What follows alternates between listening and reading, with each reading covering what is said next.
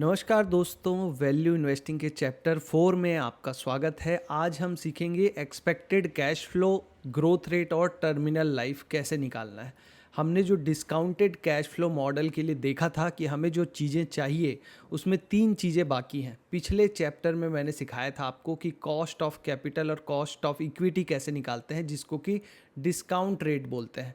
अब इस चैप्टर में हम सीखेंगे एक्सपेक्टेड कैश फ्लो कैसे निकालना है, ग्रोथ रेट कितना लेना है और टर्मिनल लाइफ। इसके बाद आपको किसी भी कंपनी का इंट्रिंसिक वैल्यू निकालना आ जाएगा डिस्काउंटेड कैश फ्लो मॉडल के हिसाब से। तो चलिए वन बाय वन शुरू करते हैं। सबसे पहले एक्सपेक्टेड कैश फ्लो कैसे निकालना है, तो 4 स्टेप्स में आप एक्सपेक्टेड कैश फ्लो निकाल सकते हो किसी भी कंपनी का। एक्सपेक्टेड कैश फ्लो आपके लिए, उसके लिए आपको जो नंबर चाहिए वो है अकाउंटिंग अर्निंग्स के नंबर। कहाँ से देखना है दिखाता हूँ मैं अभी आपको कहाँ से पता चलेगा। इसके बाद आपको पता करना है कि इस अर्निंग का कितना भाग टैक्स पे करने के लिए दिया जा रहा है। और तीसरी चीज़ आपको पता करनी है कि इस अर्निंग का कितना हिस्सा उस कंपनी के फ्यूचर ग्रोथ के लिए री इन्वेस्टमेंट में लगाया जा रहा है। और आखिरी चीज़ की डेट में उधार के पेमेंट के लिए कितना पैसा जा रहा है। जब आप इन सारे जो खर्चे हैं उनको निकाल दोगे तो जो बाकी जो बचा हुआ कैश होगा उसको बोलते हैं फ्री कैश फ्लो, जो आपके पास फ्री पड़ा हुआ है। आप चाहें तो उस फ्री कैश फ्लो को क्या कर सकते हैं, डिविडेंड के रूप में दे सकते हैं अपने शेयर धारकों को, लेकिन आप देते नहीं हैं। आप उस फ्री कैश फ्लो का एक छोटा सा हिस्सा ही देते हैं डिविडेंड के रूप में, बाकी आप अपने कंपनी में ही रखते हैं। तो free cash flow to equity का अगर आपको फॉर्मूला जानना है तो ये सिंपल सा फॉर्मूला है, जहां आपको सबसे पहले क्या लेना है, नेट इनकम, मतलब आपका टैक्स पे करने के बाद जो इनकम बचती है नेट इनकम। कहाँ से देखने को मिलेगी, आपको चले जाना है screener.in पे। screener.in पे आपको जाके, जैसे ये एशियन पेंट का शेयर का चार्ट है, यहाँ आप नीचे आके देखेंगे तो जो आपका जो एनुअल रिजल्ट होगा, ये प्रॉफिट एंड लॉस, इसमें जो ये नेट प्रॉफिट वाला जो रो है, नेट प्रॉफिट, इसको जब आप क्लिक करेंगे तो इसमें दिया हुआ है प्रॉफिट आफ्टर टैक्स। देखिए प्रॉफिट आफ्टर टैक्स जो है, टैक्स देने के बाद जो प्रॉफिट है, ये नंबर आपको लेना है। और ये नंबर आपको लेना है टीटीएम प्रॉफिट का, मतलब पिछले 12 महीने का, क्योंकि जितना नज़दीक का डेटा हमें मिलेगा उतना ज़्यादा क्या होगा, रिलायबल होगा। तो पहला चीज़ क्या है, नेट इनकम, वो आपको मिल गया। दूसरा चीज़ कैपिटल एक्सपेंडिचर माइनस डिप्रिसिएशन, ये दोनों नंबर चाहिए कि कितना खर्चा किया कंपनी ने अपना कैपिटल बढ़ाने में या कैपिटल में, जो उसको चाहिए अगले साल फिर से पैसे कमाने हैं। तो इन्फोसिस को लैपटॉप तो खरीद के देने पड़ेंगे ना अपने एम्प्लॉयज़ को, या तो किसी कंपनी को प्लांट लगाना ही पड़ेगा। तो वो होता है एक्सपेंडिचर, खर्चा कैपिटल पे जो किया है कंपनी ने। वो कहाँ से देखने को मिलता है, सेम screener.in पे आप अगर आएंगे और कैश फ्रॉम इन्वेस्टिंग एक्टिविटी को क्लिक करेंगे, ये जो है ना कैश फ्रॉम इन्वेस्टिंग एक्टिविटी, इसमें देखिए फिक्स्ड एज एसेट परचेज दिखाया हुआ है। मतलब जो उसके फिक्स एसेट्स हैं, जैसे उसकी बिल्डिंग्स हैं, उसकी जो मशीनरी है, उसमें कितना खर्चा किया है कंपनी ने, कितने का सामान खरीदा है। ये माइनस साइन देख रहे हैं आप, यहाँ माइनस का मतलब है कि कैश कंपनी से बाहर गया है। क्या हुआ है, कैश कंपनी से बाहर गया है। तो आप देखेंगे मार्च 2024 में एशियन पेंट ने 2496 करोड़ का एसेट खरीदा है। तो ये क्या है, री इन्वेस्टमेंट है। अब इसके बाद जो नंबर आता है वो क्या नंबर है, डिप्रिसिएशन का। यहाँ से आप देखिए इसमें क्या हो रहा है, डिप्रिसिएशन, मतलब कोई भी चीज़ आप लोगे, कार भी लोगे तो हर साल उसका जो कीमत है वो डिप्रिशिएट होती है, कम होते जाती है, क्योंकि कुछ चीज़ें ख़राब हो जाएंगी कुछ, तो उस नंबर को यहाँ पे इसमें से घटाना है। तो वो नंबर कहाँ से मिलेगा, यही सेम आप ये जो cash from invest financing activity है, इसमें आप देखेंगे तो यहाँ पे आपको डिप्रिशिएशन का नंबर मिलता है। एक मिनट, मैं खुद भी भूल गया। डिप्रिशिएशन का नंबर आपको यहाँ मिलेगा, ये है डिप्रिशिएशन का नंबर प्रॉफिट एंड लॉस में। प्रॉफिट एंड लॉस में ये डिप्रिशिएशन का कॉलम आपको दिख रहा है। तो 951 है एशियन पेंट का टीटीएम प्रॉफिट डिप्रिशिएशन का नंबर, 951 करोड़। तो ये नंबर आएगा आपका यहाँ पे। इसके बाद आपको क्या माइनस करना है, ये दोनों चीज़ें, ये मतलब change in non cash working capital, मतलब नॉन कैश जो वर्किंग कैपिटल है उसमें कितना चेंज हुआ है। तो ये नंबर भी आपको मिलता है यहाँ से, कैश फ्रॉम ऑपरेटिंग एक्टिविटी। ये 3 चीज़ें आपको जो दिख रही हैं, मैं फिर से दिखाता हूँ। ये जो 3 चीज़ें दिख रही हैं, कैश फ्रॉम ऑपरेटिंग एक्टिविटी, इसको जब आप प्लस आइकन को क्लिक करोगे तो क्या दिखेगा आपको, working capital change, working capital change, ये जो 10 करोड़ है ये आपका नंबर आएगा यहाँ पे। इसके बाद है debt principal repaid minus debt new debt issued. मतलब कंपनी अपना बिजनेस को बढ़ाने के लिए दो ही तरीके से पैसे रेस करती है, जैसा कि मैंने आपको बताया था। पहला है उधार लेके और दूसरा है शेयर्स अपने बांट के। मतलब पब्लिक को बोले या किसी बड़े आदमी को बोले कि तुम मेरी जैसे शार्क टैंक इंडिया में होता है कि मेरी कंपनी का 10% शेयर ले लो और मुझे पैसे दे दो। तो या तो वो अपने शेयर दे के पैसे रेस कर सकती है या उधार लेके बैंक से। तो जो उधार वो लेती है, उस उधार, जो नया उधार लेगी वो कैश फ्लो में जुड़ जाएगा, क्योंकि वो उधार का पैसा तो कंपनी में कैश के रूप में आ रहा है। तो वो उधार का पैसा हम जोड़ते हैं, यहाँ माइनस साइन है और बाहर भी माइनस है, तो दोनों माइनस माइनस मिल के क्या हो जाएगा, प्लस। और जो डेट का प्रिंसिपल आपने रीपे कर दिया, मान लो आपने 2000 करोड़ का लोन पहले से लेके रखा है और हर साल आप उस उधारी का 100 करोड़ रुपए ब्याज चुका रहे हो या तो प्रिंसिपल चुका रहे हो, प्रिंसिपल, तो वो नंबर यहाँ पे आएगा। अब ये नंबर कहाँ से मिलता है, डेट पेमेंट जो है माइनस डेट इशूड, ये भी आपको screener.in से ही मिल जाएगा। आपको जाना है कैश फ्रॉम फाइनेंसिंग एक्टिविटी से, इसको मैं क्लोज कर देता हूँ। ये जो थर्ड वाला है कैश फ्रॉम फाइनेंसिंग एक्टिविटी, इसके नीचे आप जाएंगे तो आपको यहाँ पे देखने को मिलेगा कि रीपेमेंट ऑफ बोरोइंग्स, जो हमारा पहला नंबर है, रीपेमेंट ऑफ बोरोइंग्स और प्रोसीड्स फ्रॉम बोरोइंग्स, मतलब उधार से कितना पैसा आया, ये नंबर देखिए आप प्लस में है, ये माइनस में नहीं है, मतलब ये पैसा कंपनी में आया है। और ये जो नीचे वाला नंबर है माइनस है, मतलब कंपनी से बाहर गया है। इन सारे नंबर्स को आप यहाँ पे रख देंगे तो आपको क्या मिल जाएगा, free cash flow to equity, जिसके लिए जो नंबर हमें चाहिए। अब ये नंबर आपका क्या होता है, एक्चुअली में पोटेंशियल डिविडेंड होता है। जिन लोगों को नहीं पता मैं बता दूं, कंपनी जो फ़ायदा कमाती है उसका एक हिस्सा अपने शेयर धारकों को कैश के रूप में देती है। जैसे आपने देखा होगा, अगर आपके पास HDFC बैंक का शेयर है तो 8 रुपये 10 रुपये आपको डिविडेंड आता है एक शेयर के पीछे। पर वो जो कैश आता है वो पूरा कैश नहीं है जो कंपनी ने बनाया है, उसका एक छोटा सा भाग है, क्योंकि कंपनी बाकी कैश को अपने आप को बढ़ाने के लिए, अपनी कंपनी को बढ़ाने के लिए रख लेती है। अगर आप सोचिए कि अगर वो जितना भी कैश बना रही है, जितना भी फ्री कैश फ्लो बना रही है, वो सब आपको दे दे डिविडेंड के रूप में, तो वही कैश फ्लो होता है आपका उसकी वैल्यू निकालने के लिए यूज़फुल। तो वही कैश फ्लो हम निकाल रहे हैं। तो ये जो कैश फ्लो हम निकाल रहे हैं ये एक्चुअली पोटेंशियल डिविडेंड है, कितना डिविडेंड दे सकती है कंपनी। तो अब आपको समझ में आ गया होगा कि free cash flow to equity कैसे निकालते हैं और ये सारे नंबर कहाँ से आपको मिलेंगे, screener.in से आपको मिल जाएंगे, तब आपको एक्सपेक्टेड कैश फ्लो मिल जाएगा। अब ये दो चीज़ें आपको ध्यान रखनी है जब आप ये कैश फ्लो निकाल रहे हो। तो पहला है कि आपको लेटेस्ट डेटा यूज़ करना है जितना हो सके। मतलब अभी मार्च में जब साल भर का रिजल्ट आ जाएगा हर कंपनी का, तो आप उस डेटा को यूज़ कीजिए। अभी आपको ऑलरेडी जो 2024 का डेटा दिखा रहा है वो एक साल पुराना है, तो आप जो TTM डेटा है, मतलब यहाँ पे ये जो TTM लिखा हुआ है ना लास्ट वाले कॉलम में आप देखेंगे तो TTM, इसको आप यूज़ कीजिए, क्योंकि ये पिछले 12 महीने का डेटा है। तो हम जितना पास का हो सके वो डेटा देखने का कोशिश कर रहे हैं।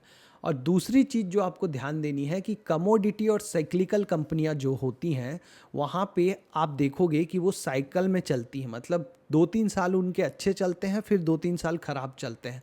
मान लो ये साल वो था जो उसका बहुत अच्छा साल था और आपने वही डेटा ले लिया, तो आपका वैल्यूएशन तो बहुत ज़्यादा आ जाएगा कंपनी का। इसलिए आपको नॉर्मलाइज करना चाहिए, मतलब आपको पिछले 5 साल का एवरेज नंबर लेना चाहिए। जैसे कि मैं आपको एग्जांपल के लिए दिखाऊं कि अगर आप यहाँ पे टाटा मोटर का एग्जांपल लें। अब टाटा मोटर क्या है, गाड़ी बनाने वाली कंपनी है। मतलब गाड़ियों की बिक्री तो 2-3 साल बढ़ती है, फिर इकोनॉमी के साथ 2-3 साल कम होती है। इस तरीके से साइकिल में चलता है, इसलिए इसके शेयर का भी प्राइस आपने देखा 100 रुपये से 1200, 1200 से 600, उसी हिसाब से ऊपर नीचे होता रहता है। अब अगर आप इसमें जाके आप अगर ये नंबर देखेंगे जो आपका प्रॉफिट है, नेट प्रॉफिट, तो वो बहुत ज़्यादा आएगा ये नंबर। तो आपको अगर आप ये नंबर लेके ये अभी आप अगर वो कर देंगे, आपका वैल्यू कर देंगे, तो आपको नंबर बहुत ज़्यादा आएगा। इसलिए आपको क्या करना चाहिए, आपको एवरेज नंबर लेना चाहिए। यहाँ देखिए कैश फ्रॉम ऑपरेटिंग एक्टिविटी 67,000, मतलब पिछला साल इसका बहुत अच्छा साल था। लेकिन आपको देखना है कि ये कंपनी एक नॉर्मल साल में, मतलब जब बहुत ज़्यादा बिक्रियाँ ना हुई हो, एकदम नॉर्मल साल हो, तो कितना कमा सकती है। तो उसके लिए मैं आपको कहता हूँ कि आप पिछले 5 साल का एवरेज निकाल लो, आप उसका एवरेज नंबर निकाल लो और उस नंबर को यूज़ करो, ठीक है। क्योंकि हो सकता है पिछला साल इसका बहुत अच्छा हो, लेकिन आप उस बेसिस पे अगले 10 साल के लिए कंपनी को वैल्यू कर दोगे तो गड़बड़ हो जाएगी। इसीलिए जो कमोडिटी, मतलब जो किसी एक कमोडिटी पे डिपेंड करती है, मतलब ऑयल वाली कंपनियां हैं वो ऑयल पे डिपेंड करती हैं, तो ऑयल का प्राइस जब ऊपर नीचे होता है तो उनका भी प्रॉफिट लॉस ऊपर नीचे होता है। उनमें भी आपको पिछले 5 साल का एवरेज डेटा लेना चाहिए, सीधा सीधा कोई भी एक साल नहीं ले लेना चाहिए। तो ये दो बातों का ध्यान रखना है आपको एक्सपेक्टेड कैश फ्लो निकालने के लिए।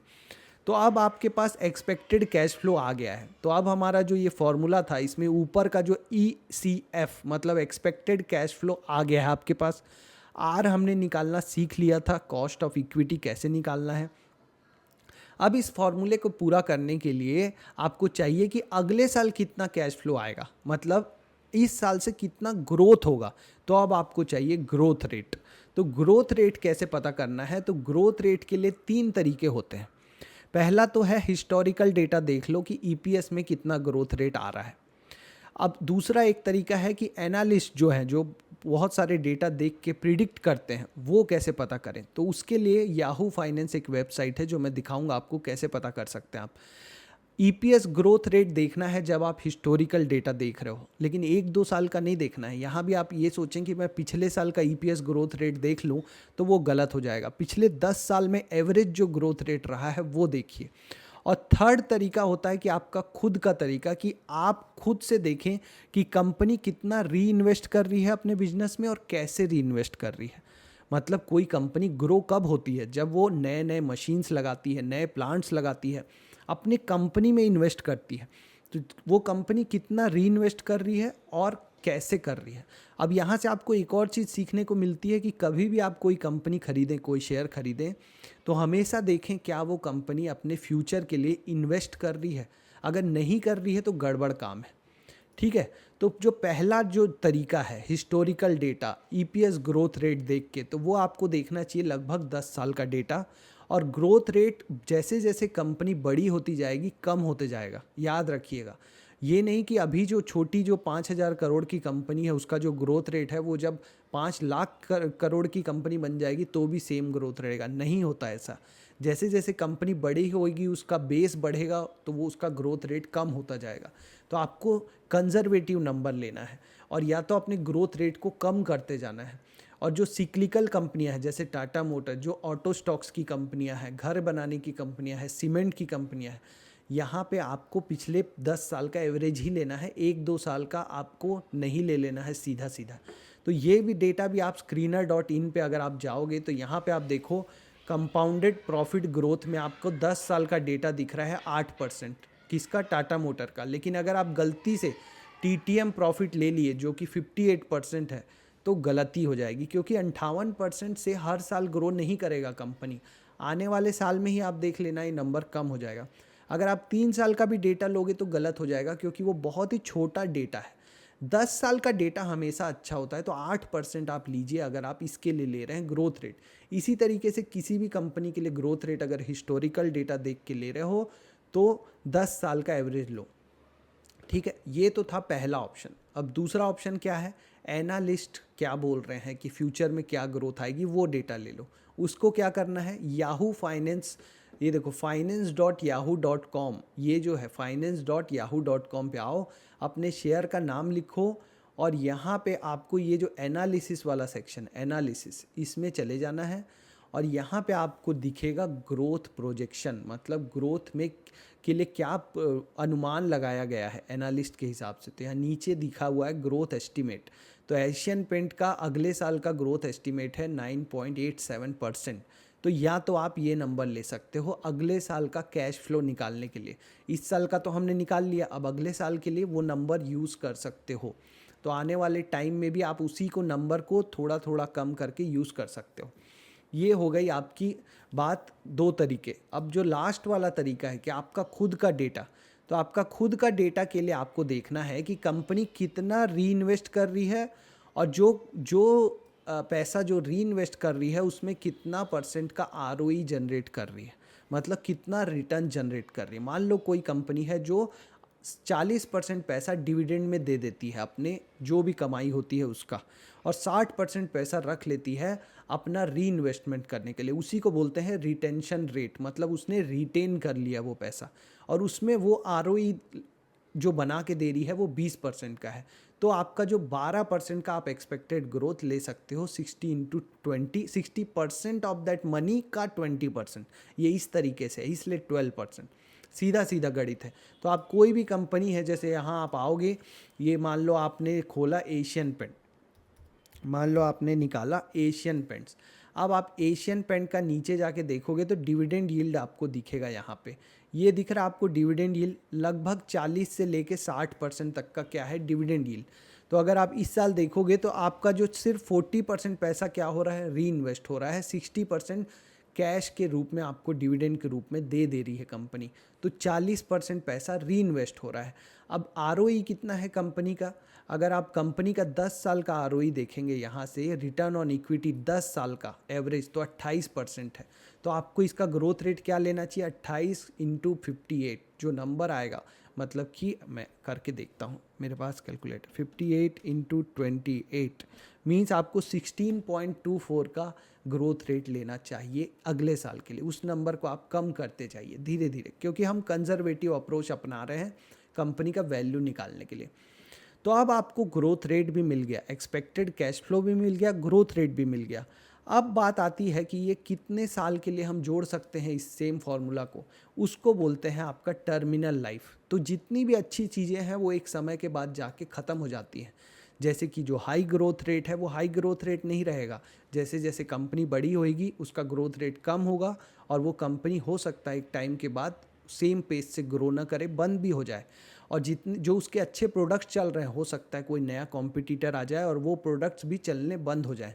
तो आपको याद रखना है कि अगर कोई पब्लिक ट्रेडेड कंपनी है और उसका आप अनंत लाइफ दे रहे हो, मतलब चलती ही रहेगी वो, जैसे आपको अभी लगता है हमें देख के कि हिंदुस्तान यूनिलीवर जो कंपनी है वो तो कभी बंद नहीं होगी, उसके तो प्रोडक्ट चलते ही रहेंगे। तो अगर ऐसी कोई कंपनी है तो उसका कैश फ्लो को आपको टाइम जो 1 से लेके अनंत इन्फिनाइट तक आपको क्या करना पड़ेगा, जोड़ना पड़ेगा। इस फॉर्मूला में यही तो कह रहा है ना कि एन जो है वो नंबर ऑफ ईयर्स है उस कंपनी का लाइफ का। पर हम तो देख रहे हैं कि हिंदुस्तान यूनिलीवर तो अनंत काल तक चलेगा। Fair and lovely, Vaseline, Surf Excel तो लगाना तो लोग छोड़ेंगे नहीं, तो फिर ये कंपनी तो कभी बंद नहीं होगी। तो उसका वैल्यू निकालने के लिए तो इस फॉर्मूला को सॉल्व करना पड़ेगा, इन्फिनाइट तक जोड़ना पड़ेगा। अब ये तो पॉसिबल नहीं है, तो जो पॉसिबल है वो करते हैं। 3 तरीके हैं जो आप यूज़ कर सकते हो। पहला है आप 5 साल तक 10 साल तक कंपनी का ये एक्सपेक्टेड कैश फ्लो जोड़ो और उसके बाद कंपनी बेच दो, उसके बाद कंपनी को लिक्विडेट कर दो। तो उस समय कंपनी कितने में बिकेगी वो नंबर लास्ट का हो गया, और जो 10 साल तक आपने कैश फ्लो लिया वो नंबर, ये दोनों को मिला के आपको कि टोटल उसका वैल्यू निकल जाएगा कंपनी का। दूसरा है आप मल्टीपल यूज़ कर सकते हो, जैसे कि पी मल्टीपल। अब एशियन पेंट जैसी कंपनी को जनरली 30 से 35 का मल्टीपल मिलता है, इसलिए उसके कैश फ्लो को आप 30 साल तक जोड़ सकते हो। किसी कंपनी को अगर आपको कंजर्वेटिव अप्रोच रखना है कि नहीं ये कंपनी में जो मैक्सिमम जो पी 10 से 15 का मिलता है, तो आप उसको 10 साल के लिए ही जोड़िए। अगर आपको स्टेबल ग्रोथ मॉडल के हिसाब से करना है, मतलब आपको पता है कि ये जो कंपनी है ये अगले 10 साल में इसका ग्रोथ स्टेबल हो जाएगा। मान लो आपको एक ऐसी कंपनी मिली जो आपको पता है कि 10 साल में इसका जो ग्रोथ रेट है वो स्टेबल हो जाएगा और उसके बाद ये अनंत काल तक चलेगी। ऐसी कंपनियां हैं हमारे पास, HDFC बैंक है, हिंदुस्तान यूनिलीवर है, एशियन पेंट है, जो लगता है कि ये सालों साल चल रही हैं और चलेंगी, और इनका ग्रोथ रेट भी ऑलमोस्ट क्या हो गया है, स्टेबल हो गया है। तो अगर आप ऐसी कंपनियों को वैल्यू करना चाहते हैं तो उसके लिए आपको ये फॉर्मूला यूज़ करना है। वहाँ पे आपको जो एक्सपेक्टेड कैश फ्लो है नेक्स्ट पीरियड का, मतलब अगर आपको लगता है कि 10 साल बाद ये कंपनी स्टेबल हो जाएगी, तो 10 साल के बाद जो कैश फ्लो होगा वो नंबर आप डालिए, उसको डिवाइड कीजिए R-G से। R है आपका डिस्काउंट रेट जो हमने पहले भी पढ़ा है, और G है एक्सपेक्टेड ग्रोथ रेट। अब यहाँ पे बात आती है कि जो ग्रोथ रेट अभी हमने डिस्कस किया पहले, वो ग्रोथ रेट आप यहाँ नहीं रख सकते, क्योंकि अब आप मान के चल रहे हैं कि आपकी कंपनी स्टेबल ग्रोथ में आ गई है। अब स्टेबल ग्रोथ में आ गई है मतलब कि उसका जो ग्रोथ रेट है वो अर्थव्यवस्था के ग्रोथ रेट से ज़्यादा नहीं हो सकता। तो जो अर्थव्यवस्था का जो ग्रोथ रेट है उससे ज़्यादा आपको यहाँ पे ग्रोथ रेट नहीं देना है। ठीक है, ये दोनों बातें आपको ध्यान रखनी है। तो ये तीन तरीक़ों से आप पता लगा सकते हैं कि कितने साल के लिए आपको जोड़ना है। अगर आपको लगता है कंपनी अनंत काल तक चलेगी और एक टाइम के बाद स्टेबल हो जाएगा इसका ग्रोथ रेट, और उसके बाद इसके पास कम्पिटिटिव एडवांटेज है, मोट है कि इसको कोई हरा नहीं सकता, कोई बंद नहीं कर सकता, ये चलती ही रहेगी, तो आपको ये फॉर्मूला यूज़ करना है। ये ज़्यादातर कंपनियों में होता नहीं। वहाँ पे आप सिंपली क्या कर सकते हो, पी रेशियो मतलब 12 या 15 का पी देख के आप उतने साल के लिए जोड़ लीजिए, वो सबसे ईजी तरीका है। अब आपको मैं बताता हूँ कि कोई कंपनी जब आप खरीदते हो तो आपको क्या क्या देखना चाहिए, क्योंकि यही चीज़ें डिसाइड करती हैं कि उस कंपनी की जो वैल्यू है वो बढ़ेगी कि नहीं फ्यूचर में। प्राइस की बात नहीं हो रही है, वैल्यू की बात हो रही है, उसकी जो उसके अंदर जो कीमत है वो बढ़ेगी कि नहीं। जो शेयर मार्केट में प्राइस है वो ऊपर नीचे होता है, लेकिन अगर उसकी वैल्यू बढ़ेगी तो उसका प्राइस भी ऊपर जाएगा ही। 5 तरीके होते हैं किसी कंपनी के पास अपना वैल्यू बढ़ाने के लिए। पहला है कि वो अपना कैश फ्लो बढ़ाए। अब कैश फ्लो कैसे बढ़ा सकती है, वो अपने एक्सपेंसेस कम कर सकती है, मतलब अपनी जो इन्वेंट्री है उसको ज़्यादा अच्छे से यूज़ करे।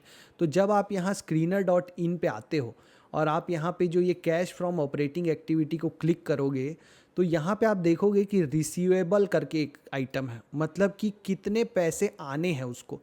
अब कई कंपनियों में क्या होता है कि 1000 करोड़ का माल बेच दिया उन्होंने, जिसमें से 800 करोड़ तो अभी तक कंपनी को मिले ही नहीं, वो आने हैं। अब वो कब आएंगे ना कब किसी को नहीं पता, वो पैसे अटके हुए हैं। जैसे आपके आसपास किराना दुकान वाले के पास अगर खाते में बहुत उधारी हो गई हो तो वो अगली बार जब सामान भरेगा अपने दुकान में तो कहाँ से लाएगा कैश, उसको तो दिक्कत होगी। तो ऐसी कंपनियों से दूर रहा करिए, ऐसी कंपनियों में इन्वेस्ट कीजिए जहाँ ये नंबर कम है। यहाँ देखिए, ये जो टोटल जो प्रॉफिट हुआ है उसका एक छोटा सा भाग ही आना बचा है, बाकी सारे पैसे आ गए हैं। इन्वेंट्री, अब किसी कंपनी के पास बहुत ज़्यादा इन्वेंट्री भरी पड़ी हो, मतलब उसके पास जो सामान बिक रहा है 1000 करोड़ का और ऑलरेडी 800-900 करोड़ की 1-2 हज़ार की करोड़ की इन्वेंट्री पड़ी है, मतलब वो अपनी इन्वेंट्री में अपने पैसों को लॉक करके रखा हुआ है, वो कोई रिटर्न नहीं दे रहा है, वो गोदाम में पड़ा हुआ है सामान।